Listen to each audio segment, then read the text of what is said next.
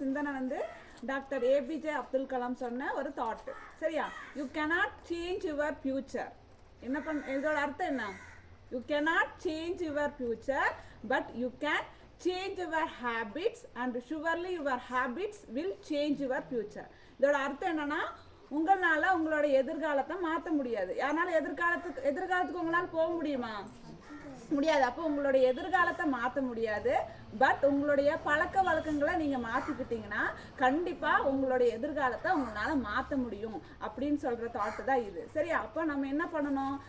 நல்ல நல்ல பழக்க வழக்கங்களை கடைபிடிச்சோம்னா நம்மளுடைய எதிர்காலம் நல்லா இருக்கும். நல்ல நல்ல பழக்க வழக்கங்களை எதெல்லாம் கடைபிடிக்கணும்? நம்ம அதிகாலையில் சீக்கிரமாக எணிக்கணும், படிக்கணும், உடல் பயிற்சி செய்யணும், பின்ன பொய் சொல்லக்கூடாது, கெட்ட வார்த்தை பேசக்கூடாது, பின்ன என்ன பண்ணணும்? நம்மளோட ட்ரெஸ்ஸை நம்மளே துவைச்சு போடணும். இந்த மாதிரி நல்ல நல்ல பழக்க வழக்கங்களை கடைபிடிக்கணும். பின்ன நிறைய புக்ஸ் வந்து நல்லா படிக்கணும். இந்த மாதிரி நல்ல நல்ல விஷயங்களெல்லாம் பண்ணிங்கன்னா கண்டிப்பாக உங்களுடைய எதிர்காலம் மாறும்.